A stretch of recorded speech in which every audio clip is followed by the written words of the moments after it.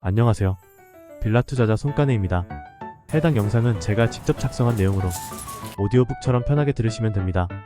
요즘 미국에서 물가 상승률이 꺾였다는 뉴스가 나오기 시작하면서 금리 하락과 디플레이션에 대한 이야기가 스멀스멀 나오기 시작하는 것 같습니다. 향후 부동산 가격에 대한 방향을 이야기를 하면 디플레이션 때문에 자산 가격이 하락할 것이다 라고 말씀하시는 분이 있어 이에 대한 제 생각을 담아보려 합니다. 먼저 결론부터 말씀드리면 디플레이션이 온다고 해도 화폐 자본주의 특성상 장기적으로 자산의 가격은 떨어질 수 없습니다. 이것이 제 생각이고 결론입니다. 그 이유는 은행의 특성이 있고 정치 시대적 특성이 있습니다. 먼저 은행의 특성은 이제 국민 모두가 아는 것 같습니다만 다시 언급하면 신용을 팽창하는 기능이 있죠. 이 신용을 팽창한다는 것은 쉽게 말해 예금받은 금액의 일부만 은행이 보관하고 있으면 은행은 예금받은 금액에 상응하는 만큼 없는 돈을 만들어 대출을 해줄 수 있습니다.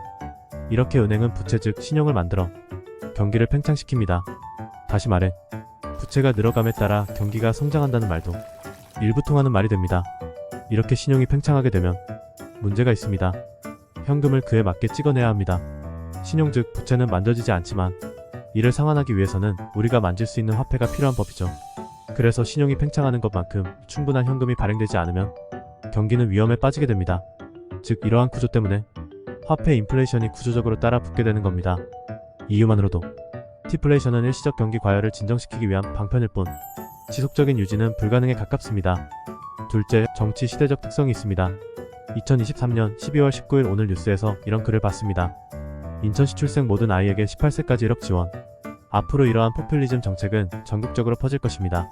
전 정권에서 말한 기본소득이 장기적으로 자리잡아 갈 것으로 보입니다. 특히 우리나라는 인구 측면에서 고령화, 산업적 측면에서 자동화가 빠르게 이루어지고 있습니다. 고령 인구 증가로 인해 정치인들 공약은 점차 그들 표심에 맞게 드러날 것입니다. 양극화로 인해 OECD 노인 빈곤 1위를 자랑하는 대한민국에서 과연 정치인들은 어떤 공약을 제시할까요? 또 AI와 로봇의 발달로 점차 일자리가 부족해지는 것을 많은 전문가들이 걱정하고 있습니다. 이에 따라 제시되는 정책이 기본소득입니다. 소비가 유지가 되어야 경제가 안정이 되는데 일자리가 AI와 로봇에 빼앗기게 되면서 근로자 수가 줄게 되고 이는 소비가 줄게 됨을 뜻하게 됩니다. 이는 경제의 악순환으로 들어가는 시작으로 그래서 기본적인 소비를 할 수 있게 정부에서 돈을 지급하는 기본소득이 제시되는 것입니다.